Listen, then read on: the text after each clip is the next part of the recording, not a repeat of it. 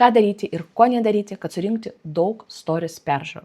Aš noriu dar kartą jums priminti, kad stories yra vienas iš svarbiausių ir geriausių formatų iš visų turinio vienetų, kuriame mes galim padaryti gerus pardavimus. Dėl to branginam mūsų stories. Nemetam į savo stories bele ką, bele kada, bele kaip, geriau apgalvojam turinio vienetą, idėją. Pasirinkam vieną iš 8 turinio tipų. Apgalvojam, kodėl jūs planuojat išeiti į stories, kokia bus jūsų siekiamybė, ką jūs norit pasiekti su savo storytellingu, koks jūsų bus turinys, apgalvokit vizualus, iš anksto paruoškit tos vizualus, nufilmuokit juos ir padarykit storytellingus kokybiškus. Geriau, rečiau, pavyzdžiui, išeikit į stories 2-3 kartus per savaitę, 4 kartus per savaitę, nei kasdieną į tiesiog sumesti bele ką, bele kaip ir daryti iš savo stories šiukšliadėžę. Arba visada prisiminkit mano močiutę prieš mirtį, kur yra visiškai tarpusavy nesusiejusios mintis, kurios sudėtinga mūsų smegenėms priimti, suvokti ir to labiau nusipirkti. Noriu grįžti prie algoritmų, nuo ko priklauso stories peržiūrų skaičius ir tie mūsų ryčiai. Pirmiausia, nuo auditorijos šaltinių. Iš kur atėjo auditorija ir kiek ilgai jie jūs followina. Nes yra tokie profiliai, kur auditorija atėjo, pavyzdžiui, iš užsienio sekėjai, kurie ant kažkokio trendinio reelso gražios merginos užsinorėjo sekti tą merginą, o ten atsiranda, pavyzdžiui, ekspertinis turinys, kur ta auditorija kaip ir followina jūs, tikisi tokio pat įdomesnio turinio, trendų šokio arba ten pliko kūno, o jūs ten, pavyzdžiui, storiese dalinatės kažkokią naudingą informaciją ir jiems tai neįdomu. Dėl to pas jūs gali būti daug sekėjų, tų botų arba netikrų, netikslingų sekėjų, o stories peržiūros gali būti mažas. Nuo turinio įdomumo, ant kiek auditorija įsitraukia jūsų turinį, ir algoritmai, ant kiek jūs draugaujate su algoritmais ir ant kiek jūsų auditorija kažkokius veiksmus daro. Žiūrint jūsų stories, mes jau su jumis žinom, kokie tai turi būti veiksmai, žinutės, peržiūrėjimas iki galo, grįžimas net atgal, reakcijos, balsavimai ir taip toliau. Ir tas trečias ir antras punktas, jie iš tikrųjų apie tą patį, nes algoritmai tai yra tiesiog žmonių susidomėjimo atspindis. Ir mes turim dirbti su kokybiška auditorija ir stengtis, kad mūsų profiliai būtų kokybiška auditorija. Nes jeigu pas jūs bus botai, netikslinga auditorija, kažkokie mirusi akauntai, kurie tikrai neaktyvus yra, pas jūs bus mažas stories peržiūrų. Į tą konversiją, kurią aš sakiau, net, pavyzdžiui, 10% gali visiškai neatitikti tų žmonių skaičius, kurie pas jūs yra.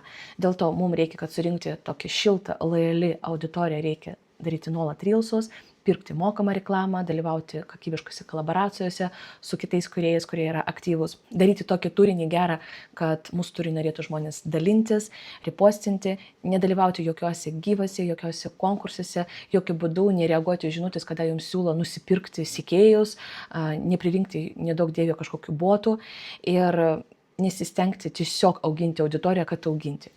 Iškart klausimas, kas jau prisirinkė netikslinės auditorijas, kažkokiu botų, pirko sekėjus, ten gal pačioj pradžioj dar. Tai aš labai rekomenduoju jums po truputuką pravalyti tą auditoriją. Jūs, kada užeisit į savo sekėjų sąrašą, jūs matysit, kokia auditorija yra neaktyvi. Taip pat yra funkcija, kada jūs paspaudžiat ant savo sekėjus, jūs galite padaryti ten tokią analizę ir jums pats Instagramas išsirinks sąrašą neaktyvių profilių. Geriausiai rankiniu būdu pasižiūrėti tos akauntus ir tada tik po truputuką, po keletą ten į dieną prasivalyti. Ir aišku, daryti kokybišką turinį, naudingą, įtraukiantį, kurie ištraukia emociją ir kuriuos žmonės norės žiūrėti. Bet dabar pakalbam konkrečiai, kuo daryti tikrai negalima, koks turinys jūsų stories garantuotai mažins peržiūras. Tai pirmiausia, per daug kalbančios galvos. Pavyzdžiui, kada pas jūs eina 3, 4, 5 kalbančios galvos be eilės, kur jūs tiesiog kažką kalbate. Aš žinau, kad daug kas filmuoja taip turinį. Aš šiandien vedžiau praktinį pamoką ir pradėjau apie tai kalbėti. Ir mergina sako, tai atsisėdu, nufilmuoju vieną video 5 minučių, tada pasiemu, jį pakarpau, įdedu viską ir viskas. Tai jokių būdų, prašau, nedarykit taip. Ir aš dabar jums parodysiu pavyzdį, tikiuosi, tas žmogus nesupyks ant manęs, bet tai yra antipavyzdys, kaip tikrai daryti negalima. Tiesiog, kada pamačiau, galvoju, oh my god, koks geras antipavyzdys ir aš pati tiesiog kaip vartotoja prasibėgau, bandžiau pažiūrėti keletą stories, prasibėgau akimis, neradau nei teksto ant stories, nei informacijos, nei antraščių. Plus ilgoka buvo užtempta pradžia kiekvienos stories ir jų buvo, man atrodo, 10 arba 12 iš šalies kalbančios galvos ir nors buvo nuostabus gražus vaizdas ir tikriausiai labai įdomi buvo mintis, bet aš prisipažinsiu, aš tiesiog ją nepasižiūrėjau, nes 12 minučių mano laiko aš negalėjau tuo metu skirti, bet mane tai užtrigerina kaip ekspertė. Parodysiu jums. Labas rytas. Aš žinau, kad kalbėjimas yra klausytis ir girdėti, ne, bet tai yra tas, kur taip atrodo, bet tada įsijungia baimės. Taip, tai reiškia mirti. Ne. Žodžiu, esmė jūs supratot. Man atrodo, 10-12 stories iš kelionės, su tikrai labai nuostabiais suvokimais greičiausiai, bet aš nesugebėjau peržiūrėti šitą stories iki galo ir tai dar kartą mums visiems rodiklis, kad daug kalbančios galvos mažina jūsų peržiūros. Geriau, kaip aš sakiau, sumiksuoti skirtingus kadrus, skirtingus rakursus, galvą, pamiksuoti su kitais formatais, pavyzdžiui, nuotrauką, video, sumontuoti atmosferą, sudėti muziką, ne tą patį kalbantį galvą sumontuoti iš skirtingų rakursų. Ir, kaip mes kalbėjom su jumis anksčiau, reikia būtinai dar surašyti, apie ką jūs kalbat tenais, kad, pavyzdžiui, jeigu aš dabar žiūrėčiau, kad aš galėčiau nors už tekstą užsikabinti ir pažiūrėti iki galo šitą storytellingą ir suprasti esmę. Ir jeigu mane užkabina esmė, man tai rezonuoja, tada gal aš jungiu mikrofoną, garsą ir žiūriu ir gilinusi. Tai padėkit, prašau, savo sekėjams išgirsti tą, ką jūs norite papasakoti, ką jūs iš tikrųjų pasistengėt, skirit laiką, nufilmavot, bet nepasistengėt supakuoti. Žinot, kad, pavyzdžiui, būna labai faina dovana, bet jeigu ta dovana nesupakuota, mes negaunam tiek emocijos. Arba būna labai skanus maistas, pats jeigu mes tą maistą pasiemam, o tai belia kaip kažkaip ant lėkštės, plekšt, ėsk. Mes nepasitenkinam taip, jeigu tas maistas labai gražiai sudėliotas ant lėkštės. Tai labai labai prašau jūsų sutvarkyti tai. Kalbėti į kamerą galima ir reikia, bet maksimum 2-3 kalbančios galvos per storytellingą ir ne iš eilės geriausiai, kad būtų tarp kalbančios galvos dar įdėtas vizualai, tekstas ir jūs galėtumėt ramiai taip su auditorija pabendrauti. Toliau. Antras, per daug teksto, kuo mažiau teksto, to lengviau skaityti, to didesnis pasiekimumas. Dėl to mes galim su jumis bet kokį pratingą mintį, ekspertinį žinutę padaryti taip, kad žmonės galėtų perskaityti tą žinutę, mažinam, trumpinam, išskaidom mintį į dalį, padarom gerus vizualus, išgryninam pagrindinį mintį antraštį, gražiai sudėliojam tekstą, išsiskiriame tą didelį tekstą į keletą stories.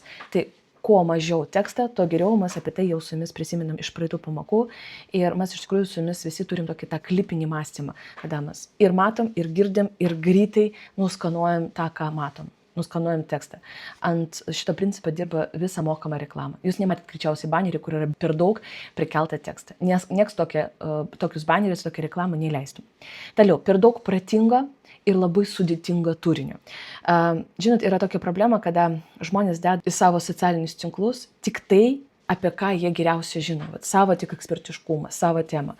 Pavyzdžiui, didžiausia problema žmonių, kurie pasakoja apie tai, kaip kurti reelsus, tai jie pasakoja, kaip kurti reelsus. Sudėtingai, ten viską išvynioja, sudėlioja, hookai, antraštės, išvada, call to action. Ir, ta prasme, paprastas žmogus, tai žiūri, jam tai yra tikrai sudėtinga.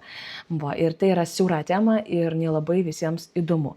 Dėl to stenkitės naudoti kuo mažiau specifinių terminų. Hookai, call to action, ten kabliukas ir visa kita, tai yra specifiniai žodžiai, pavyzdžiui, pas mane, mano temai. Pas gydytoją yra savo žodžiai, pas, pavyzdžiui, ten grožio meistrus yra savo kažkokie terminai. Stengiamės kalbėti paprastą kalbą, tą, kurie suprantama yra visiems. Venkinti siaurų temų, ten, kur yra tik jūsų ekspertiškumas. Ir venkinti labai sudėtingų paaiškinimų. Jūsų stories turi būti lengvi, greiti sužiūrėjimai, jie sukurti laimiai, lengvam turiniai, motivacijai, kažkokio gyvenimiškom momentams, o ne tiesiog pamokslavimams, kur jūs ateinat ir pradedat pasakoti, kad būti laimingu reikia iš pradžių išmokti būti laimingu. Jeigu tu nelaimingas, ten prasideda tas moralizavimas ir aš dar 4 punktą tiesiog papildysiu. Kad kada jūs pradedat moralizuoti, kada jūs pradedat pamokslauti, kada yra daug abstrakčių kažkokių frazių, kada pernelik pratinga mintis ir jūs einate kažkokias aukštas materijas, žmonės iš tikrųjų iš vis nemėgsta, kada jos mokina, įradinėja kažką arba pamokslauja, pas mus iškart įsijungia iš vaikystės gynybinė reakcija, mane pamokslauja. Mes kaip su jumis vaikystėje reaguodavom į tėvų pamokslavimus, tokia, aš nieko negirdžiu. Tai žinokit, čia pasijungia tas pats. Kai mes tik jaučiam, kad kažkas statų save aukščiau, pradeda mus mokinti, pradeda kažką ten pratingą stumti, mes net kada bendraujam su žmonėmis, kada jaučiam, kad kažkas įjungia mokytą ir pradeda mums ten kažką kišti, kažką ten prakišti, įtikinti mus arba kažką papasakoti savo tiesą, mes tokie Galima be šito. Tai va čia tas pats. Toliau, 5 priežastis, kad yra per daug vienodų kadrų. Apie tai va irgi pasakojau prieš tai su kalbanti galva, bet, pavyzdžiui, va šitas mano storytellingas irgi tiesiai sakant nesuper good, nes čia per mažai rakursų. Nu, va pirma nuotrauka, bet aš vis tiek patingėjau atsistoti. Yra tada kadras truputuką taip iš apačion, kur sakau, yra antras pagurklis. Truputuką pamiksavau, bet tikrai nesuper geras variantas storytellingui. Bet iš esmės galima kartais ir taip padaryti, jeigu nėra kitos galimybės. Aš, pavyzdžiui, šitą storytellingą sukūriau per 3 minutės, dėl to, kaip gavosi, taip gavosi. Geriau kažkaip nei niekaip, bet tai mažina konversiją ir mažina peržiūras. Pavyzdžiui, pas mane šitas storytellingas labai mažai susirinko. Gerai, toliau. Istorijų perpasakojimas balsų vietoj to, kad jūs rodytumėt. Vėlgi grįžtam prie to pavyzdžio, kurį aš dabar rodžiau, ten yra kažkokia istorija, kažkokia mintis, bet viskas papasakota kalbanti galva. Geriau apie tą, ką jūs pasakojat, rodykit. Ką pasakojat, tą vizualizuojat. Tai yra geriausias būdas. Kitaip bus mažesnis ryčias. Per daug būtinio turinio. Kada jūs įsivilėt į tą influencerio rolę, per daug. Ir tada aš papusryčiavau, aš atsikėliau, aš dabar pavalgiau, susitvarkiau, dabar krimuką patipiau, dabar plaukus padžiavinau. Ir gali būti, kad mes žiūrime tą tokį storytellingą ir jau laukiam kažkokios esmės, kažkokios ten prasmės viso to ir atsiranda toks klausimas, ir ką iš to, o ką man iš to. Ir jeigu mes nerandam patys to atsakymo, ką iš to, tai verta kažką keisti. Beje, formatas, kada mes rodom savo dieną, pavyzdžiui, aš dabar pavalgiau, atsistojau, tai gali būti formatas live turinio. Bet tada jūs turit perspėti. Pradžia tokio storytellingo turėtų būti, kad šiandien aš parodysiu jums vieną dieną. Pavyzdžiui, diena iš freelancerio gyvenimo. Super. O tada mes suprantam, kad mes dabar pastebėsim, pasikavinsim, kaip gyvena tas freelanceris ir mes suprantam, kodėl jūs dabar rodot, kaip jūs atsikėlit, kaip jūs atsistojat ir ten kažką darot. Toliau, story be jokios prasmės. Kaip aš nekenčiu tokio formato stories, turiu realią alergiją ir aš iš vis labai jautriai reaguoju į stories žmonių, nes man labai gaila, kad jūs tą tokią šventą vietą pardavimams taip netikslingai išnaudojat. Tai kada pas mus yra tiesiog kažkokia mūsų gyvenimo akimirkas ir ten nėra kažkokios konkrečios prasmės, nėra tų paralelių su jūsų niša, su jūsų verslu, su jūsų veikla, su jūsų asmenybės atskleidimu, ekspertiškumo įrodymu. Kada ten tiesiog kažką, buvau su draugais susitikau, sėdžiu kaviniai, dabar sėdžiu dirbu, fejerverkai, ten vaikas ropuoja, kažkas toks, vėlgi minčių kritinys, tai yra silpna. Rodykit daugiau konteksto. Galima užsikabinti į kažkokią idėją, pavyzdžiui, aš sėdžiu kaviniai, aš darbuojuosi. Tai reiškia, aš dirbu savo ir kažkada aš dirbau ofise, o dabar aš galiu sau leisti dirbti iš bet kur ir man, pavyzdžiui, patinka išeiti žmonės, pavyzdžiui, ten ir kaviniai pasidarbuoti, aš galiu dirbti kaviniai ir, pavyzdžiui, Maliorkai ir ten jau daug prasmės, daug vertės. Ir jeigu jūs, pavyzdžiui, parduodat mokymus, paimsim, pavyzdžiui, Canvos mokymus, puikiai, fantastika. Jūs savo pavyzdžiui parodot, kad yra galimybė dirbti iš bet kur, keliauti ir neprisirišti prie ofiso, nedirbti kažkam. Jau ten į tą patį sėdžiu kavinį, dirbu prie kompo 2 valandas, galima įnešti visiškai kitą esmę, kurie gražiai atskleis jūs. Toliau, labai didelė klaida, tai yra emocijų trūkumas. Galiu pasakyti, kad sunku per stories ant kameros parodyti savo emocijas, bet jeigu mes kalbam istorijas arba dėliojam savo istorijas vienodų tonų, be emocijų, ten toks nuobodumas, tai tikrai nesukelia norą žiūrėti iki galo. Kuo daugiau emocijų, to geriau. Stenkitės savo turinį perkelti per kažkokią skirtingą emociją kiekvieną kartą. Ta emocija, kurią dabar jūs jaučiat. Ar aš liūdžiu, ar aš pavargau, ar juokas, ar mielumas, pyktis, gal ten liūdesys, nuostaba. Ir, pavyzdžiui, dabar net feed'e aš labai rekomenduoju savo reels coverius uždėti geriausiai su emocija, padaryti nuotraukas arba surasti stop kadrą, kur yra labai ryškiai emocija. Emocija kartu su gera antraštė, tai yra tiesiog turbo kombinacija jūsų klikams, ne jūsų, o klientų klikams, kad jie nori paspausti ir pažiūrėti. Tai emocija ir storyse, ir jūsų turinį yra labai reikalinga, dėl to rekomenduoju tiesiog atsisėsti prieš darant savo stories, pirmiausia pajausti, ką aš dabar tikrai jaučiu, identifikuoti tai ir tai perkelti. Ir kada jūs kalbate į kamerą, pasistengkit įdėti tą emociją ir jungti žestikuliaciją. Aš žinau, kad jūs bijot, dauguma iš jūsų bijo tos kameros, bet patikėkit, ta kamera tikrai nesikandžia ir nieko blogai jums nepadarys. Mes tiesiog vėlgi užsusukam labai stipriai ant savo ego, ką dabar apie mane pasakys, mane dabar vertins, aš savo nepatinku, vėl aš, vietoj to, kad pagalvoti, kaip man taip papasakoti, kaip man taip danešti tą žinutę, kad žmonės išgirstų, kaip man gal net kažkiek suvaidinti tą emociją, atsijungti nuo savo to užsiknisimo ir nuolatinio galvojimo, ką apie mane pasakys kiti. Gerai, 10 punktas. Tas pats pasikartojantis turinys kasdien. Aš stebiu keletą tokių blogerių, kurie nuolat panašiai daro savo stories. Jie, pavyzdžiui, pradeda nuo ten vaiko, pradeda nuo kažkokios rutinos. Kasdien aš jau žinau, kai prasidės jų stories. Tai truputuką nuobodu ir mes galim kartais nuo karto prisiminti tos 8 skirtingus turinio tipus ir paimti pakaitiliuoti.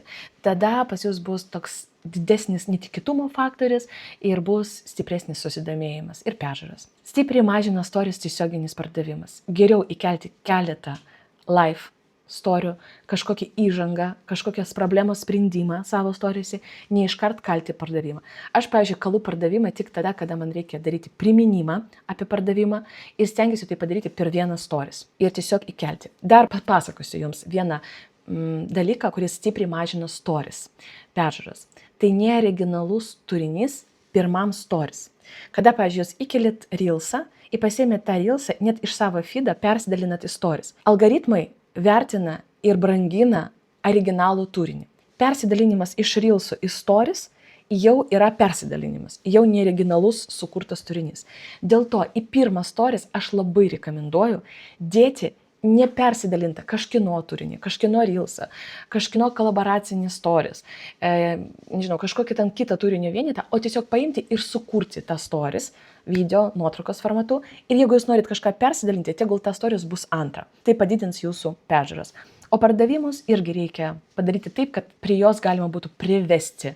Padaryti įžangą, atskleidimą problemos, parodyti produktų vertę naudą ir tada jau padaryti pardavimus. Ir nebijokit, kada jūs darysit aktyvius pardavimų stories, normalu, kad pas jūs kris jūsų peržiūros, pas jūs krenta pasiekimumas, ir tai yra normalu, ir tai yra neišvengiama. Kada, pavyzdžiui, aš aktyviai prieš webinarą, mokymų pardavimo metu aktyviai parduodu, pas mane visada mažesnės peržiūros, nei kada aš pasakoju apie savo gyvenimą, kažkokius asmeninius santykius, siužetinę liniją. Pavyzdžiui, savaitgalį aš dalinausi, kad mes buvom Eros festivalį erotiniam, ten peržiūros keletą tūkstančių. Kada pas mane pardaviminis turinys, 2-3 mažiau. Super, tai taip ir turi būti. Ir tai normalu, nes pardavimus žmonės praskrolina, mes jau su jumis tai prisiminam. Kada jums reikia daryti pardavimus, jūs darot pardavimus, nesikuklinat, darot tai kokybiškai, kūrybiškai. Kai pabaigsis pardaviminis laikotarpis, jūs galėsit atsistatyti savo stories ryčius, peržiūros, su jau kažkokia įdomesniu turiniu, su siužetinė linija, su milumu, su asmenybės atskleidimu, su kažkokia intriga, su kažkokia balsavimu, bendravimu su auditorija. Tai visada po aktyvaus pardaviminio laikotarpio reikia skirti laiką tokiam poilsiniam, kaip aš sakau, turiniui, kur jūs galite truputį apie nieką prasiblaškytis su auditorija. Ir labai stipriai mažina jūsų peržiūros repostai. Aš jau pasakiau, kad pirmas stories neturi būti repostas, tai yra šventa, tai yra būtina, pirmą dienos stories. Bet jeigu jūs, pavyzdžiui, pasiemat ir padarot labai daug persidalinimų, kažkas jūs užtagina, kažkas pasidalina, atsiliepimą įdėjo. Pavyzdžiui, pas mus buvo, man atrodo, prieš webinarą, mes buvom užsakę reklamą ir prašėm pasidalinti influencerius, kad pas mus bus webinaras. Ir jeigu jūs pasiemat ir visus jūsų užtaginimus persidalinat pas save, aš jums pažadu, kad pas jūs bus 2, net 3 mažesnis peržiūros stories, nei tai būtų sukurtas originalus turinys. Kaip galima to išvengti? Paimti, įdėti keletą persidalinimų, tiesiog padaryti print screenus, padaryti karuselę kažkokią arba kažkokią kaliažą, padaryti ekrano įrašą, kur ten matosi, kad žmonės jūs užtagina ir ant greičio sudėti tai, kad tiesiog parodyti ažiotažą, kad jūs užtagina. Pačius tokius ryškiausius tik persidalinti. Nepersidalinėti ten beleka, belekaip, belekada, kad tiesiog būtų įkelta. Tai atsargiai irgi su to neoriginalų turiniu ir su tais repostais. Gerai, dabar 13 galingų būdų, kaip padidinti ryčius. Aišku, jūs galite pasakyti, kad tiesiog nedarykit tą, ką jūs darėt prieš tai, tas, kas mažina ryčius, arba darykit atvirkščiai, bet aš dar uždėsiu keletą svarbių akcentų. Labai stipriai pakelia jūsų peržiūros siužetinės linijas. Kada žmonės žino, kad vyksta kažkoks procesas, herojus eina prie kažkokio tikslo ir ten vyksta kažkokie veiksmai, sprendimai, pas mus, kada mes užeiname soc tinklus, atsiranda toks, Marina stato namą ir nori persikelti iki Kalėdų į savo namą. Nu, pažiūrėsim, kaip jai pavyks. Ir mes užeinam tiesiog pasižiūrėti. Tai bet koks siužetinis tas serialčiukas pakelia jūsų peržiūras. Prašau, sukurkit savo keletą siužetinių linijų ir nuolat grįžinėkit savo reelsuose, storiuose, dalinkitės apie tai. Toliau, asmeninės temos ir labai stiprus storytellingas apie praeitį arba apie dabartį, kada mes norim pasidalinti savo kažkokiais suvokimais, istoriją, labai stipriai pakelia peržiūras ir galiu jums pasakyti dar vieną tokį paslapčiuką. Jeigu jūs paimsit ir kelsit į pirmą storį arba į savo storytellingą savo nuotraukas iš praeities, kur jūs ten vaikystė su kažkokia kvaila šukuosena, jaunystė, ten, nežinau, ten, kada jūs visiškai kitaip atrodydavot blogiau. Tai žodžiu, visada mūsų smegenys priema, aš noriu pažiūrėti, kaip buvo, nostalgiškas tas jausmas ir žmonės į tai reaguoja. Tai asmeninės temas, kada jūs atvirai dalinatės apie santykius, kas pas jūs vyksta, žinau, kažkokius savo išgyvenimas ir visa kita, super. Ir tie, kurie moka juokauti, taip, kad būtų juokinga, tie, kurie moka kažkaip įdomiau pateikti savo turinį, ta tokia ironija arba geras humoro jausmas tikrai super gerai suveikia. Jeigu mokat juokauti, jeigu turit gerą humoro jausmą, tai yra geriausiai surinka peržiūras. Toliau, ketvirtas tai yra lengvas, gražus, vizualinis turinys. Tai yra tiesiog turinys, kad galima būtų taip pat paveiksliukus pažiūrėti ir pailsėti. Gražus saulėlydis, kavytė, kažkokie procesai, estetika, ten gėlytės, gyvūnai. Aš nesakau, kad reikia daug tokio turinio, bet jeigu pas jūs yra daug lengvo, gražaus turinio, estetinio turinio, tai tikrai visada pakelia jūsų peržiūras, nes žmonės ir žiūri iki galo, jeigu ten jis dar kokybiškai fainai sumontuotas, su muzika, skanu. Ir sąveika tarp žmonių. Tai pavyzdžiui, kada mes matom kadre kažkokius kitus objektus, kurie tarpusavį saviveikiauja. Pavyzdžiui, apsikabina, nežinau, ten paspaudžia ranką, žaidžia, vyksta kažkokie gal ginčiai. Pavyzdžiui, labai fainai žiūrisi turinys, kur yra konfliktas tarp žmonių. Pavyzdžiui, sportas. Tai yra varžybos. Yra viena komanda ir kita komanda. Jie žaidžia tarpusavį.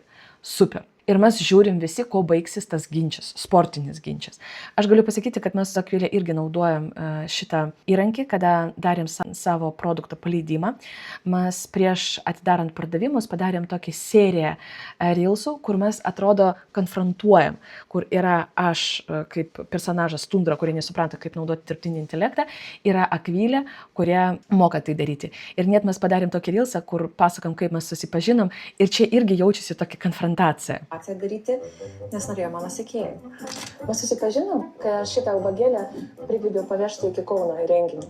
Aš atvažiavau ją pasiimti. Žodžiu, tai yra formatas talk show, kada mes atrodo filmuojam, pasakojam intervieriai, o ta antra pusė negirdi, už nugaros. Ir tas varimas, ta konfrontacija tikrai labai gerai veikia. Mes, kaip sakiau, padarėm tos turinių vienetus, kur aš ten kažką nesuprantu, Akvilė ant manęs varo. Ir tokią konfrontaciją mes pratysim ir toliau. Toliau, pavyzdžiui, čia irgi aš dalinuosiu, kad čia jau buvau aš jau pusėje toj, kad sakau, kaip tu nekeli asmeninį turinį, tokią ekspertę ir paaiškinu, kodėl tai svarbu daryti. Tai šitoje vietoje tikrai fainai gali. Jie pratingi, jiegi nieko nerodo asmeninį savo profilį. Kartais žmonės galvoja, kad jie net šeimos neturi, kad vaiką pati augina. Rimtam ekspertui visų šitų nesąmonų nereikia. Čia yra konfrontacinis tas turinys, jis super gerai suveikia ir mes šitą turinį tikrai naudojam ir kada buvo pardaviminiai skelbimai, pavyzdžiui, čia, pavyzdžiui, aš einu, ji man pakišo koją, arba, pavyzdžiui, čia, kaip galima taip dirbti. Marina, žiūrėk, reikia nufilmuoti webinaro pakvietimą. Filmuoji? Spalio 4 ateik į nemokamą dirbtinį intelektą webinarą. Tinka, kaip galima taip dirbti? Čia jaučiasi konfrontacija, taip, o mums įdomu stebėti, kaip kažkas su kažkuo ginčiasi. Tai tikrai super fainai, super tinka. Toliau melumas. Melumas gali būti gyvūnai, kažkokie mili momentai, kabinimai, davanėlės, dėmesio parodimas, vyras gėlių atnešė, kažkokias mažas davanėlės, oi kažkas mane ten atvažiavo pasveikinti, atvežė gėlių, kaip miela, ten švilnumas, kažkoks ryšys, ten užrankyti vienas kitas laiko. Gyvūnai iš vis yra super. Geras variantas, kad pakelti savo peržiūras, šuniukas ten kažką daro, laižo, mes tokie visi, ir žiūrim. Va, tai tikrai šitas turinys, arba jeigu pas jūs yra tokios siužetinės linijas, pakelia jums peržiūras. Toliau skirtingas apklausas, paprašyti patarimas, pagalbos auditorijos, kažkokie žaidimai, klausimai atsakymai, rubrikos, socialinės temos. Aš viską tai apjungiau į vieną, bet jūs galite, aišku, kategorizuoti ir dar galima skirti minimum 5 skirtingus variantus, kaip pakelti peržiūras. Priminu, kad niekam nepatinka, kada jūs ten pamakslaujat. Labai fainai, kada jūs prašot pagalbos. O tiesiog pabandykit į savo stories išeiti su tokiu žinutė, žinokit, nežinau, ką man daryti, labai prašau jūsų pagalbos. Ir prašot nuoširdžiai pagalbos auditorijos. Labai geras buvo pas mane pavyzdys, mes atvažiavom į Lietuvą, persikėlėm iš Tenerifės, atvežėm šuniuką mūsų Šarlotę, kurie gyvenime nematė viso to bepratybės, kurias tada vyko vasarą su erkėm. Ir realiai mūsų užpuolė erkės. Mes išėjom vieną kartą pasivaikščioti, grįžom, visą Šarlotę su erkėm visą jos ten įsisiurbė, mes patys išsigandom, aš jau pradėjau ieškoti, važiavau jau į kliniką, kad nusipirkti kažkokiu vaistu arba kažką. Aš kaip jau ir nusipirkau, bet galvoju, pakelsiu peržiūrą savo stories ir išeinau, pasakoju ilgalaikį siužetinį liniją apie šuniuką Šarlot, kad mes dabar atvažiavome į Lietuvą ir užpuolė mus erkės. Ką daryti, ką duoti, kokias tabletės, ko purkšti, gal kažkokie yra ten, nežinau, ten priemonės. Super, jūs neįsivaizduojat, kiek buvo žinučių. Ir mano stories peržiūros buvo kosmose. Tai vad, kada jūs nuoširdžiai prašot patarti, kad kiti jums pamakslautų. Žiūrėkit, vis tiek tie, kurie kūrė turinį, visada tokia lyderystės pozicija. Jie visada kažkiek aukščiau. O tie, kurie mus žiūri, jie kažkaip atrodo visada taip stebi, žiūri iš apačios. Kada mes nusileidžiam ir prašom pagalbos, atsiskleidžiam, kur mes esam netobuli, prisipažįstam, kad mums nepavyko, abejojam ir prašom padėti. Super. Yra tarpas, erdvė, ta vieta, kur tie žmonės, kurie atrodo mus stebi, gali savo 5 kapeikas mums parašyti. Super. Ir jeigu jums reikia pakelti peržiūras jūsų stories, aš labai jums rekomenduoju pasiskųsti, paprašyti patarimo, parodyti savo pažeidžiamumą, kažkokią problemą paviešinti arba paviešinti kažkokią, tokią aštrią problemą. Vat, pavyzdžiui, ar vyras turi išlaikyti moteris ar neturi? Plati tema, super. Arba vaikai keikėsi ir ten pradeda tviniuoti tą temą, kur visi gali išsisakyti savo nuomonę, ką jie apie tai galvoja. Ir taip toliau. Tai žodžiu, kuo tokia platesnė ir aštresnė tema, to geriau. Galima, pavyzdžiui, daryti apklausas. Vat, ten 5 faktai apie mane. Buvo, nebuvo. Super. Ir ten jūs rašykit komentaruose, kaip manot, ar tai yra tiesa ar melas. Melas. Super. Tai veikia visada ir tikrai labai geras būdas. Toliau kažkokie emociniai įvykiai ir istorijos. Kad tiesiog jūsų storyse būtų emocija. Kada jūs džiaugitės. Kada jūs realiai patirė tikrą tą emociją. Ir va čia irgi atsakymas į klausimą, ar galime verkti stories? Ar galime šypsoti stories? Ar galime rodyti pykti stories? Ar galima juoktis istorijos? Ar galima rodyti, kad jūs esat laimingi? Tai galima rodyti tikrą emociją. Ir jeigu jūs šiuo metu verkiat, jūs norit apie tai pakalbėti, pasidalinti su auditorija, tai yra tokia pat emocija ir jausmas, kaip juokas arba džiaugsmas. Tai aš tikrai neatsiskiriu gėdingos emocijos arba geros emocijos. Gėdingus jausmus, kurie mums prikalė, nežinau, mūsų tėvai, visuomenė, kad verkti negalima, verkti istorijos negalima. Jūs rimtai? Galima daryti viską, ką jūs norit. Jeigu jūs esate tikras žmogus savo socialiniuose tinkluose, jūs galite rodyti bet kokią emociją, kurią šiuo metu išgyvenat. Ir tik jūsų pasirinkimas daryti tai arba ne. Ir jeigu pas jūs įvyko kažkas naujo, būtinai apie tai pasidalinkit. Pavyzdžiui, persikėliau į naują miestą, važiuoju į naują miestą, nežinau, naujas įvaizdis, nusipirkau naujus drabužius, apsikirpau plaukus, pažiūrėkit, mano nauja šukuosena, naujas etapas, nežinau, naujas kažkoks daiktas, super. Bet kas nauja jūsų profilė, jūsų pirkiniai, jūsų pokyčiai, reikia kelti istorijas ir tai pakels jūsų peržiūras. Arba kada jūs galite pakalbėti apie kažkokias provokuojančias temas. Aišku, čia reikia atsargiai, kad neužkabinti algoritmus ir kitų žmonių ribas, bet pinigai. Ar galima duoti vyrui pinigų? Santykiai. Ar normalu turėti meilužę? Žinau, šeimos dinamika. Mes skiriamės. Super, iškart visi žiūrės jūsų istorijas. Socialiniai tabu. Negalima rodyti kūną. Ten arba plastinės operacijos, pavyzdžiui. Taip, skausmingas kažkokios temas. Pavyzdžiui, vaikai ten sėdi telefonė, ten priklausomybės, pavyzdžiui. Arba ten, aš geriu, aš rūkau. Super, iš karto yra triggeriai. Nu ir taip toliau. Tai kuo daugiau provokuojančių temų jūs pakabinsit, to geriau. Pavyzdžiui, pas mane viena iš provokuojančių ilgalaikį siužetinį liniją tai yra heitas, kur aš dalinausi ir su ašaromis, su viskuo, ir daug dariau ką specialiai, kad pakelti savo peržiūras, ir ant aukštų peržiūrų dariau nuostabius pardavimus. Tai kada, pavyzdžiui, man reikia padaryti pardavimus, aš žinau, kad šią dieną bus pardaviminiai stories, aš visada prieš naudoju visus šitus patarimus, kad pakelti savo stories peržiūras. Pas mane buvo viena klientė, blogerė, labai pratinga, labai faina, labai atvira, ir mes su ją turėjome atidaryti pardavimus su jos mastermind grupė, ir sakau, reikia kažkaip šiandien sugalvoti, kaip pakelti stories peržiūras, kad būtų kuo įmanoma didesnis ryčas, kad kuo daugiau žmonių pamatytų ir užsiregistruotų į tavo grupę. Sako, žinau, aš pasakysiu, kad aš skiriuosi su vyru. Sakau, turim tai. Sako, aš patau papasakosiu, kad tai buvo tiesiog tokia momentinė mintis, papasakosiu mūsų santykius ten, kaip dabar jie vystosi, ir po to, viską suviniosiu į pliusą. Dar paprašysiu, kad auditorija pasakytų, ar verta, neverta skirtis, tokiu atveju ir visa kita, ar tai yra sprendžiama. Ir sakau, aš pakelsiu tai peržiūras ir po to pardavinėsiu. Ir aš sakau, wow.